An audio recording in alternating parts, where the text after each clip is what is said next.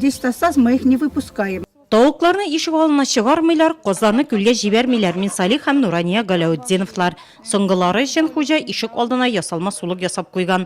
Саклану чаралары зыян итми ди хуҗалар. Кышкыртларыбыз бар, Аллага шөкер. 60 бройлер алган идек. Бройлерларны без бер кашанда бер җылны да чыгарганыбыз юк. Алар безнең айрым ашап симертәбез. Хәзер инде суй битердик дисәк тә була, онысы гына калды. Казларыбыз бар, казларыбыз өчен безнең махсус урыныбыз бар. Су кыйна торган ясап куйдым, бетонировать итеп, шул урында безнең кыйналар. Күршеләребезнең дә менә бу як күршеләребезнең дә шундый урыны бар.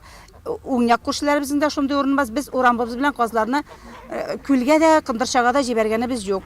Инде сала торган тавыкларны безнең басып чыгардылар, үзебезнекеләр үткән елны басып чыгарганнар иде, анадан алдагы елны басып чыгарганнар иде. Кыш грибы турында шул микрорайонда яшәүче Нурания Мифтахова да яхшы хәбәрдар. Үзе дә 40 еллап зоотехник булып эшләгән. Шуңа да әлеге чирнең йорт кошларына зур зыян саласын аңлый. Тавык казларны ябык урында тоталар. Специальный кибетләрдән генә алабыз азыкларны. Читтән әйберләр алганыбыз юк. Камышлыдан алып кайтабыз.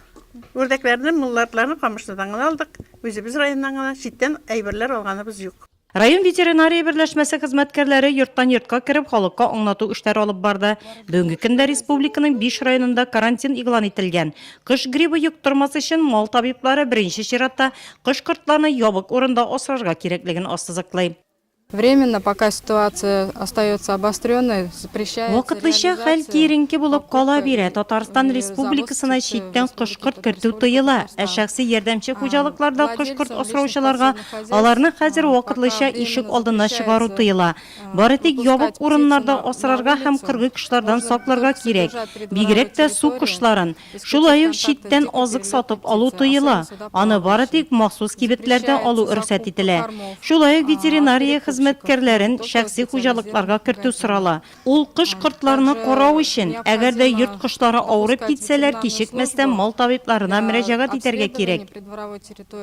Авыл халкы хәзер кыш-кортны күп асрый, шуңа күрә дә саклану чаралары алдан күрә зыянга түгел. Ветеринария хезмәткәрләре алга таба да мондый профилактик чараларны алып барачак.